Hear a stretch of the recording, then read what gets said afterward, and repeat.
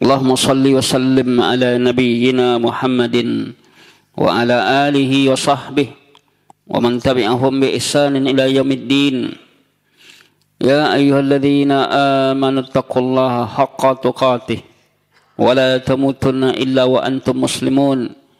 Ya ayyuhan nasu a'budu rabbakum alladzi khalaqakum min nafsin wahidah wa khalaqa minha zawjaha وبث منهما رجالا كثيرا ونساء واتقوا الله الذي تساءلون به والأرحام إن الله كان عليكم رقيبا يا أيها الذين آمنوا اتقوا الله وقولوا قولا سديدا يصلح لكم أعمالكم ويغفر لكم ذنوبكم ومن يطع الله ورسوله فقد فاز فوزا عظيما أما بعد فإن أصدق الكلام كلام الله وخير الهدي هدي محمد صلى الله عليه وسلم وشر الأمور محدثاتها وكل محدثة بدعة وكل بدعة ضلالة وكل ضلالة في النار.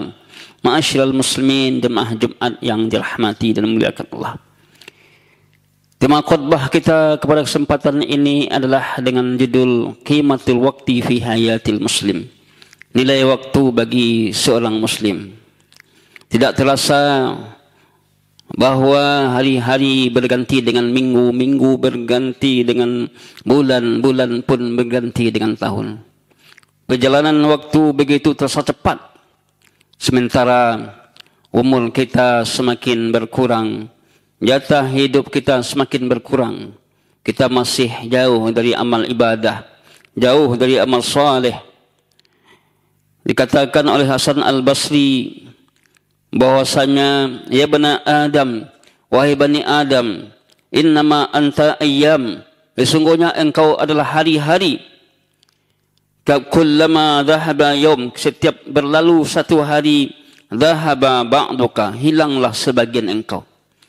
Diibaratkan kita ini adalah hari-hari.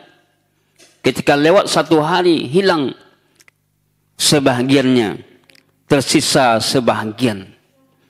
Begitulah hidup. Ketika seseorang memandang hidup ini seperti hari-hari, maka dia terus dipakai dan tinggal beberapa waktu lagi. Jemaah yang dirahmati dan dimuliakan Allah, betapa banyak manusia melalaikan waktu. Hari-harinya berlalu begitu saja, sibuk dengan dunia dan melupakan akhirat. Sementara kehidupan dunia yang kita lalui ini hanya sementara. Berapalah umur manusia dinyatakan oleh Nabi, a'maru ummati ma baina sittin ila sab'in. Umur umatku antara 60 sampai 70 tahun, dan sedikit yang melampaui umur 70 tahun tadi. Oleh karena itu, ambillah i'tibar, jadikanlah pelajaran besar perjalanan waktu yang berlalu begitu saja. Seorang yang tahu dan paham bagaimana pentingnya waktu bagi seorang muslim, niscaya dia akan selalu menjaga waktunya, memperhatikan waktunya kepada jalan yang diridai oleh Allah dan cintai oleh Allah. Dia tidak mau menyanyiakan waktunya. Kalau orang-orang barat mengatakan bahawa waktu itu adalah uang, bagi seorang muslim tidak demikian. Lebih dari uang. Uang bisa kita cari, tapi waktu yang telah lewat tak bisa kita cari dan tidak bisa kita ganti. Oleh karena itu, waktu merupakan nikmat yang besar. Sebagaimana Nabi katakan, ni'matani maghbunun fihima katsirun minan nas. Ada dua nikmat yang banyak diabaikan manusia dan dilengahkan oleh manusia. As-sihhatu wal farag, waktu sehat dan waktu senggang. Banyak orang ketika waktu sehat, dia tidak menggunakan waktunya untuk beribadah kepada jalan yang Allah cintai dan Allah ridai. Ketika sakit baru teringat untuk beribadah. Tapi apa mau dikata? Kekuatan orang sakit tidak seperti orang sehat. Kekuatan orang sehat beribadah, Masya Allah, dia bisa mengoptimalkan ibadahnya, sedangkan orang sakit tidak. Yang kedua, al-farag, waktu kosong. Tak banyak waktu kita kosong. Kita tidak bekerja 24 jam. Tak ada orang yang bekerja 24 jam. Pekerjaan sekarang ini 8 jam sehari. Kemana 2/3 lagi? Ini yang perlu kita perhatikan. Kemudian kelak waktu yang kita terima ini, nikmat waktu ini, kelak akan ditanya oleh Allah, akan diminta tanggungjawabnya oleh Allah. Ini sebagaimana yang dinyatakan dalam hadis, la tazula qadama abdin yaumal qiyamah, tidak akan bergeser kaki anak Adam pada hari kiamat, hatta yus'al an arba' kisal, sampai mereka ditanya tentang 4 perkara. An umrihi fima afnah, yang pertama mereka akan ditanya kemana umur mereka dihabiskan. An syababihi fima ablah, yang kedua mereka akan ditanya waktu mudanya kemana dihabiskan. Yang ketiga akan ditanya tentang hartanya, dari mana harta didapatkan, kemana dibelanjakan. Kemudian yang keempat akan ditanya tentang ilmunya, bagaimana dengan ilmunya, apakah diamalkan atau tidak. Kaum muslimin yang dirahmati dan dimuliakan Allah, hari-hari, waktu-waktu yang Allah berikan merupakan nikmat yang sangat berharga ketimbang dia impakkan atau dia tempatkan pada pembicaraan yang kosong yang tidak memberikan manfaat. Rugilah dia ketika waktunya habis di majlis-majlis gibah, majlis-majlis gunjing yang tidak memberikan manfaat sama sekali. Oleh karena itu, apa kata Yahya bin Mu'ad? Idawatul waqti asyaddu minal maut.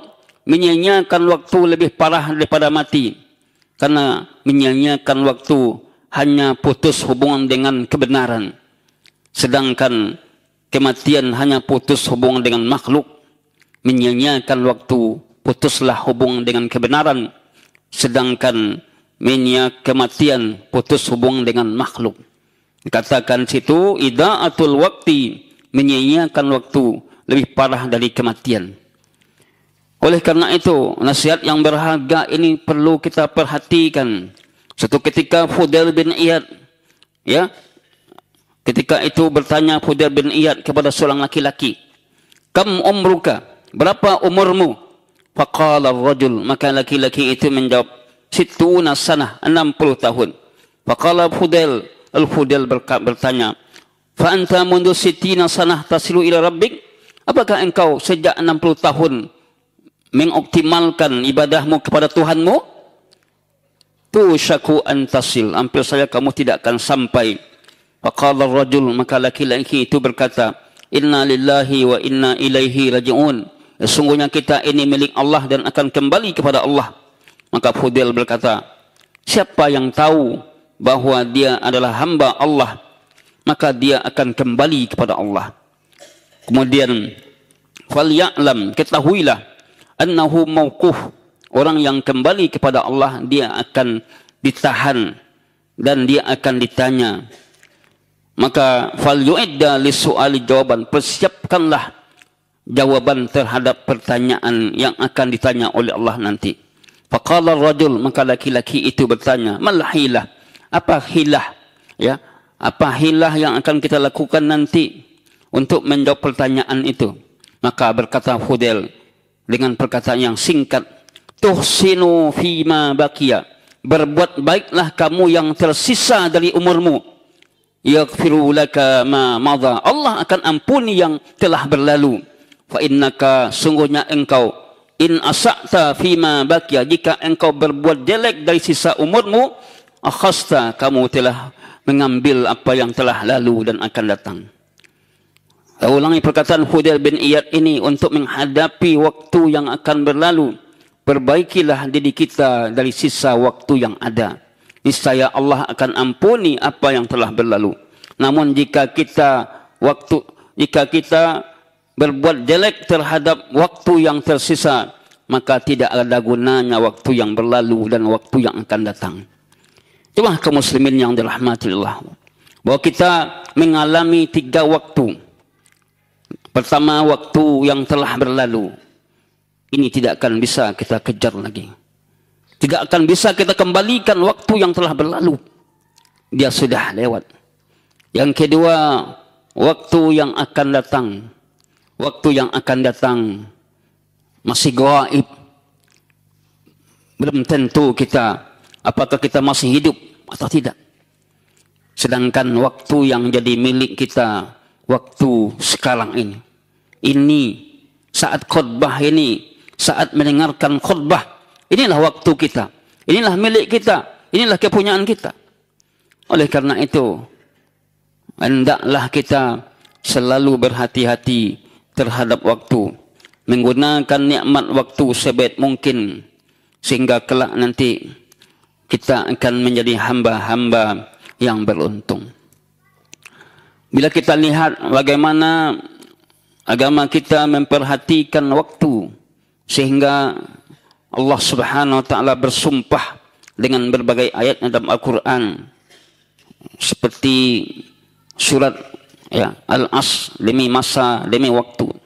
Innal insana lafi khusr, sesungguhnya manusia itu hukum asalnya berada dalam keadaan merugi. Illal ladzina amanu, kecuali orang yang beriman, wa amilus salihat, dan orang yang beramal saleh. Ketika hidupnya dipacu dengan iman, amal saleh, saling mewasiatkan dengan kebenaran dan kesabaran. Itulah orang-orang yang beruntung tadi. Maka jangan sampai satu detik pun waktu kita menjadi sia-sia, karena kelak ini akan dipertanggungjawabkan di hadapan Allah Subhanahu wa taala. Orang yang hebat adalah orang yang cerdas menyatakan, al-kayyisu man dana nafsahu wa alima lima ba'dal maut.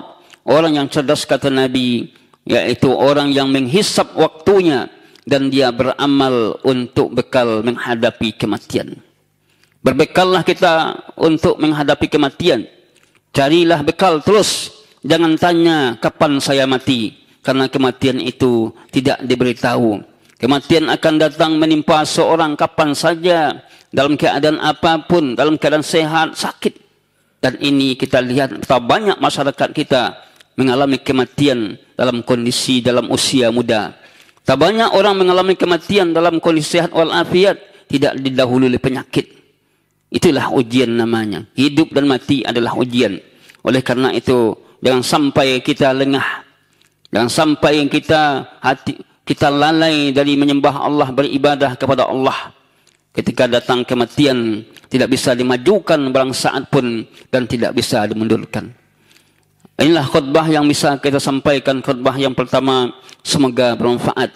Fa'tabiru ya ulil absar la'allakum turhamun.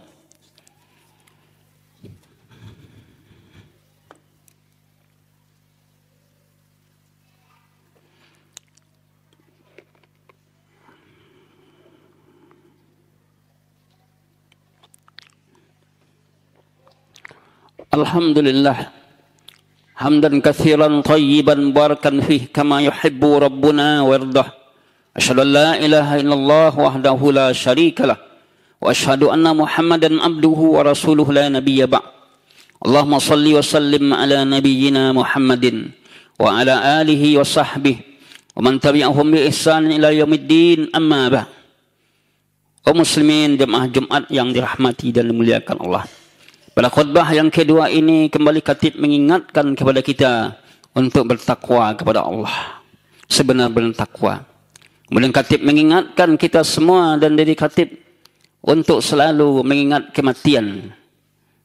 Kematian diperintahkan oleh Nabi untuk diingat. Apa kata Nabi dalam hadisnya? Aktsiru dzikra hadzimil lazzat. Perbanyaklah oleh kalian menyebut pemadam kelezatan, al-maut, yaitu kematian. Banyak orang yang tidak mengingat kematian, lalu tiba-tiba dia mati. Kenapa Nabi SAW menyuruh kita untuk memperbanyak mengingat kematian? Agar kita sadar, agar kita dekat kepada Allah, agar kita mengingat akhirat, yang kehidupan dunia kita ini pendek, sementara kehidupan akhirat panjang, perjalanan yang sangat panjang sekali. Disuruh untuk mengingat, untuk menyadarkan. Bukan berarti kita ketika kita disuruh mengingat kematian oleh Nabi, kita putus asa. Itu apa kita ingat kematian? Bagaimana anak saya nanti? Bagaimana istri saya? Bagaimana cucu saya? Itu yang dipikirkan. Bukan itu yang dipikirkan. Yang dipikirkan adalah bekal kita menghadapi kematian menuju akhirat kelak. Hidup yang sesungguhnya hidup akhirat. Sedangkan hidup dunia ini hidup penuh dengan ujian, penuh dengan cobaan. Kenikmatan yang mutlak, yang 100% kita rasakan nikmat hanya di akhirat.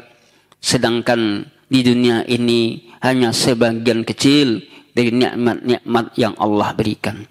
Oleh karena itu, camkanlah, jangan sampai kita lengah. Wasari'u ila maghfiratin min rabbikum. Bersegeralah kalian kepada ampunan dari Rabb kalian. Mohon ampun kita kepada Allah. Istighfar kita kepada Allah. Bertaubat kita kepada Allah dari dosa-dosa yang kita lakukan sebelum datang ajal menjemput kita. Bertaubat tidak mesti menunggu usia tua. Istighfar tidak mesti menunggu dosa. Karena Nabi kita orang yang sudah diampun dosanya yang berlalu, diampun dosa yang akan datang. Beliau istighfar dan bertaubat dalam sehari lebih 100 kali. Bayangkan, dosa sudah diampuni oleh Allah. Yang berlalu, yang akan datang. Namun beliau tetap memperbanyak istighfar dan bertaubat kepada Allah. Bagaimana dengan kita? Kita belum jelas kita apakah kita masuk surga atau masuk neraka, belum jelas kita. Rasulullah sudah dijamin oleh Allah masuk surga. Namun beliau tidak meninggalkan istighfar. Beliau tidak berdosa, belum maksum. Bagaimana dengan kita? Maka bersegeralah kita kepada ampunan Allah, yang mana surga yang Allah janjikan itu luas, seluas langit dan bumi. Arduha ka'ardis samawati wal ard. Allah janjikan kepada orang-orang yang bertakwa. Mudah-mudahan kita termasuk dari ahli surga yang dijanjikan oleh Allah tadi. Tentu semuanya ini adalah dengan usaha dan kerja keras kita untuk meraih keridhaan Allah selama kita hidup dunia ini. Dunia inilah ladang kita untuk menegakkan amal saleh. Sedangkan ketika telah berakhir dunia ini, tidak ada lagi ibadah, tidak ada lagi ketaatan, tapi yang ada itu adalah menerima balasan dari amal kita. Wallahu a'lam bishawab. Demikian khutbah yang kedua kita sampaikan. Mari kita sadar diri kita terus untuk senantiasa mengingat kematian, mengingat diri kita, menyadari kehidupan kita akan berakhir di dunia ini dan akan disambut dengan kehidupan barzah dan kehidupan akhirat. Innallaha wa malaikatahu yusalluna 'alan nabi ya ayyuhalladzina amanu sallu 'alaihi wa sallimu tasliman katsira. Allahumma ighfir lil muslimina wal muslimat wal mu'minina wal mu'minat wal ahya'i minhum wal amwat. Rabbana dhallamna anfusana wa illam taghfir lana wa tarhamna lanakunanna minal khasirin. Allahumma innana na'udzubika min ilmin la yanfa' min qalbin la yakhsha min nafsin la tashba wa min da'watin la yustajabu laha. Allahumma arinal haqqa haqqa warzuqna ittiba'ah wa arinal batila batila warzuqna ijtinabah. Rabbana dhallamna anfusana wa illam taghfir lana wa tarhamna lanakunanna minal khasirin. Rabbana la tu'akhidhna in nasina aw akhta'na. Rabbana wa la tahmil alaina isran kama hamaltahu 'alal ladzina min qablina. Rabbana wa la tuhammilna ma la taqata lana bih. Wa'fu 'anna waghfir lana warhamna anta maulana fansurna 'alal qaumil kafirin. Rabbana atina fid dunya hasanah wa fil akhirati hasanah wa qina adzabannar. Wa sallallahu ala nabiyyina Muhammadin wa ala alihi wa sahbihi wa akhiru da'wana anil hamdulillahi rabbil alamin. Ibadallah, innallaha ya'muru bil adli wal ihsan wa ita'il qurba wa yanha 'anil fahsya'i wal munkar wal baghi ya'idukum la'allakum tadhakkarun. Wa la dzikrullahi akbar.